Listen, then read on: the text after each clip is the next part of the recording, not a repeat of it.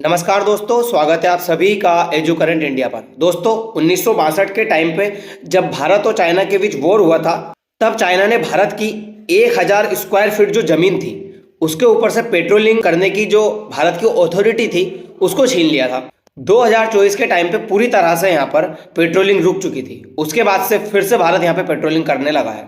आप जानते हो, अक्साई चीन वाले हिस्से में, अरुणाचल प्रदेश वाले हिस्से में और बहुत सारी ऐसी जगह है जहां पर चाइना भारत को रोकने की कोशिश कर रहा है।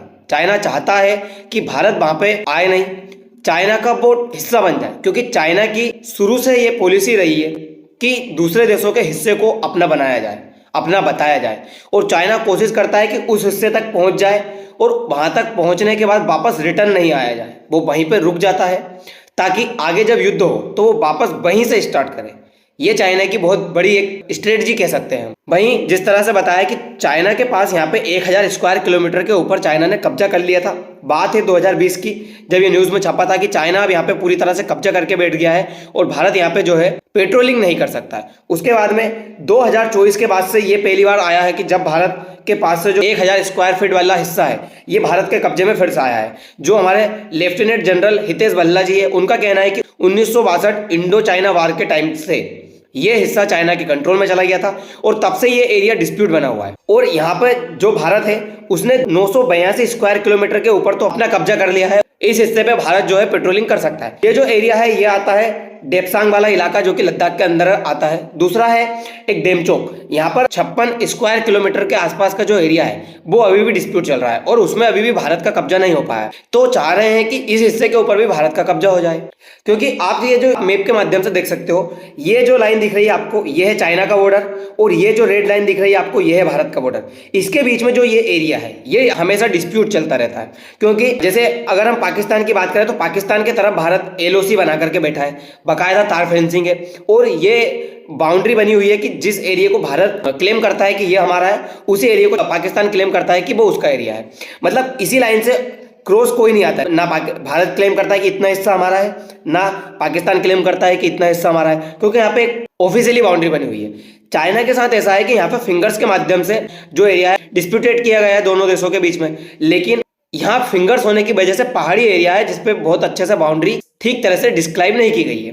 अब बाउंड्री डिस्क्राइब नहीं की गई है, उसके बाद इन दोनों के बीच में कलेश होता रहता है। कलेश कैसा होता रहता है, जैसे कि मान लीजिए ये बाउंड्री है दोनों देशों के बीच में, तो चाइना क्लेम करता है कि इतना हिस्सा उसका है और भारत क्लेम करता है कि इतना हिस्सा इसका है। तो ये जो बीच का एरिया है ये हमेशा दोनों के बीच डिस्प्यूट हो जाता है, जिस वजह से इन दोनों देशों के बीच में आए दिन यहाँ पे झगड़े चलते रहते हैं।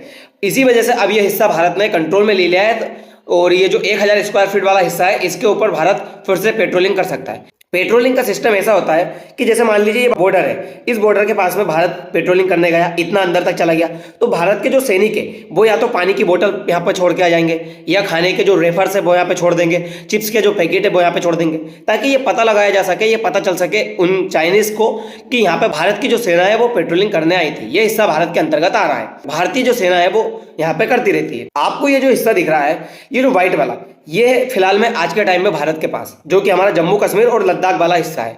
उसके बाद में जो आपको ये ग्रीन हिस्सा दिख रहा है ये पाकिस्तान के साथ एलओसी बना हुआ है, और ये बना हुआ कब से है, ये बना हुआ है 1947 के बाद अक्टूबर के महीने में ही पाकिस्तान ने भारत के ऊपर हमला कर दिया था। 1947-48 में ये युद्ध चला और इस हिस्से के ऊपर भारतीय सेना आके खड़ी हो गई थी। पाकिस्तान तो काफी अंदर तक आ चुका था, भारतीय सेना यहाँ से इनको भगाती है और इस हिस्से तक आती है। उसके बाद क्या करते हैं, जो नेहरू जी है वो यूएनओ में चले जाते हैं। जब ये मुद्दा यूएनओ में चला जाता है उसके बाद ये यूएनओ में ही फिक्स हो जाता है। यूएनओ यहाँ पे भारत और पाकिस्तान के बीच में एक सीमा का निर्धारण कर देता है जिसे एलओसी कहा जाता है। इसी एलओसी वाले हिस्से में गिलगिट और बाल्टिस्तान दो हिस्से आते हैं, और पाकिस्तान इसको आजाद कश्मीर बोलता है और भारत ही इसको पीओके बोलता है, पाक ऑक्यूपाइड कश्मीर। यानी कि यही जो हिस्सा है जिसे पाकिस्तान अपना बना के बैठा है। और ये जो हिस्सा आपको दिख रहा है ये है LAC, line of actual control. इस हिस्से को चाइना भारत के बीच में जो एरिया है वो माना जाता है, इसी को भारत और चाइना की बाउंड्री मानी जाती है। चाइना ने 1962 में जो युद्ध किया था उसके बाद से इस हिस्से को अपना बना रखा है। ये जो टोटल अगर हिस्सा अपन देखें, जो जम्मू कश्मीर का हिस्सा है पूरा, जो दूसरे देशों के कंट्रोल में है, तो ये पीओके वाला हिस्सा है 30%, और जो ये अक्साई चीन वाला हिस्सा है ये है 10%, यानी कि 40% जो हिस्सा है वो अभी दूसरे देशों के कंट्रोल में है। चाइना यहाँ पर आपने देखा है अभी फिलहाल में जो सक्सगाम वैली है, सक्सगाम वैली का क्या मुद्दा है, 1947 में पाकिस्तान ने इस हिस्से के ऊपर जब कब्जा किया तो 1962 में चाइना ने भारत के ऊपर वॉर किया। जब चाइना ने भारत के ऊपर वॉर किया तो चाइना की उसमें जीत हुई। ये चीज पाकिस्तान को अच्छी लगी कि इसमें चाइना की जीत हुई। अब चाइना भारत का दुश्मन तो पाकिस्तान का वो दोस्त हुआ, तो पाकिस्तान अपनी दोस्ती सिद्ध करने के लिए चाइना को 1963 में जो सक्सगाम वैली है वो दान में दे देता है, तोहफे के रूप में। पाकिस्तान कहता है कि ये हिस्सा आप रखिए यहाँ पर, मतलब आप समझिए जमीन भारत की, कब्जा किया पाकिस्तान ने और दान दे दी चाइना को। तो भारत की चीज को एक दूसरे के अंदर ये बांट रहे थे। जब चाइना ने यहाँ पे अभी डेवलपमेंट के कार्य करने शुरू किए, चाइना ने यहाँ पर बंदरगाह बनाए, चाइना ने यहाँ पे ऊर्जा प्रोजेक्ट चलाए, चाइना ने यहाँ पे रेलवे लाइन बिछाई, उसको लेकर भारत सरकार ने पहली बार इतना खुलकर बोला है। और भारत सरकार का कहना है कि अगर आप यहाँ पे डेवलपमेंट के कार्य करोगे तो हम आपको यहाँ पे खदेड़ फेंकेंगे, क्योंकि जो ये हिस्सा है ये भारत का हिस्सा है। भारत और पाकिस्तान के बीच इस तरह का कोई एग्रीमेंट नहीं हुआ है कि उसे चाइना को दे दिया जाए या चाइना उसे अपने पास रखे, क्योंकि भारत और पाकिस्तान के आपसी मुद्दा है ये, और इसे भारत और पाकिस्तान आपस में सुलझाएंगे। पीओके जो कि भारत का हिस्सा है ये तभी पाकिस्तान के पास जा पाएगा जब यहाँ पे जनमत संग्रह होगा और यहाँ की जनता पूरी तरह से पाकिस्तान को कह पाएगी, तभी आप इस हिस्से को पाकिस्तान का मान सकते हो। और पाकिस्तान जब आपको दान में दे तब आप उस हिस्से को रख सकते हो। अगर ऐसा नहीं करोगे तो ये हिस्सा भारत के पास ही रहेगा। ये सारी चीजें भारत ने समझाई। अगर आप यहाँ पे डेवलपमेंट का कार्य करोगे तो ये आपकी रिस्क पर होगा। क्यों? क्योंकि आने वाले समय में पीओके को भारत अपना हिस्सा बनाएगा, और वो हिस्सा जब भारत का बनेगा तो आपका जो ये डेवलपमेंट का कार्य किया है आपने यहाँ पे जो सीपीईसी सड़क निकाली है वो पूरी तरह से भारत के अंडर में आ जाएगी, और आपका जो ये डेवलपमेंट है ये पूरी तरह से खत्म हो जाएगा। ये सारी चीजें भारत ने बहुत अच्छे से समझाई चाइना वालों को, लेकिन चाइना वालों को ये चीजें समझ में नहीं आ रही। चाइना की जो विदेश मंत्रालय की प्रवक्ता है माओ निंग, उनका कहना है कि भारत सरकार यहाँ पे चाइना की टेरिटरी को क्लेम कर रही है, ये हिस्सा चाइना का है, चाइना यहाँ पे चाहे जो डेवलपमेंट का कार्य करे, भारत यहाँ पे कुछ नहीं कर सकता। इस तरह की बातें चाइना की तरफ से की जा रही हैं। चाइना का मानना है कि भारत यहाँ पे पीछे हट जाए और जो ये डेवलपमेंट का कार्य कर रहे हैं ये इनका हो जाए, क्योंकि दरअसल बात यह है चाइना यहाँ पे बना रहा है सीपीईसी।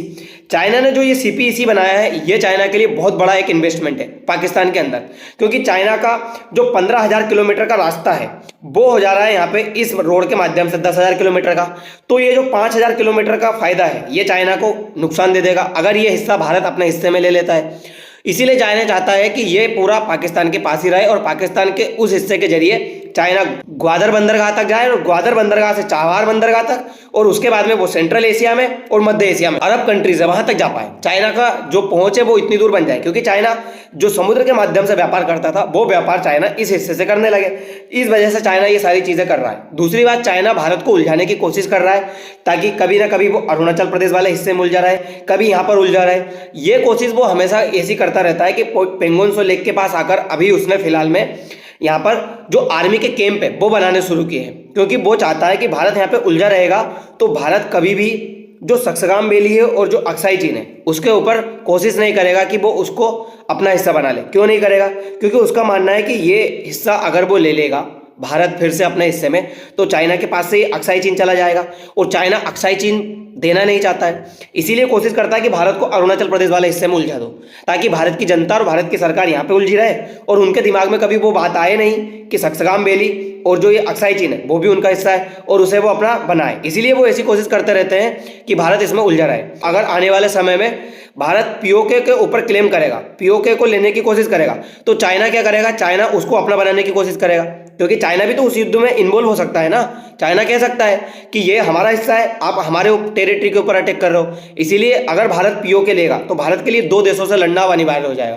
पहले तो वो पाकिस्तान से ही लड़के एक तरफ हो जाता, लेकिन अब उसको चाइना से भी लड़ना पड़ेगा। चाइना यहाँ पे आके खड़ा हो जाएगा। ऑपरेशन सिंदूर के टाइम पे हमने देखा है किस तरह से चाइना ने पाकिस्तान की मदद की है, तो चाइना ये हिस्से को छोड़ेगा नहीं। ये भारत के लिए बहुत बड़ी दिक्कत की बात बनने वाली है। अब देखते हैं कि भारत सरकार इसको और कैसे करती है, क्योंकि जो ये 1,000 किलोमीटर स्क्वायर फीट का एरिया हमने हमारे कब्जे में वापस से लिया है। ये तो बहुत अच्छी बात है कि हमने चाइना को बताया है कि भारत के साथ आप उलझोगे तो भारत भी आपसे लड़ाई करने में पीछे नहीं हटेगा। ये बातें हमने इनको क्लियर दर्शा दी है। तो दोस्तों अब देखते हैं कि भारत सरकार इस सारे जो मामले को किस तरह से टेकल करती है और दुनिया इस पर क्या रिएक्ट करती है। फिलहाल के लिए इतना ही, मिलते हैं अगले वीडियो में। धन्यवाद।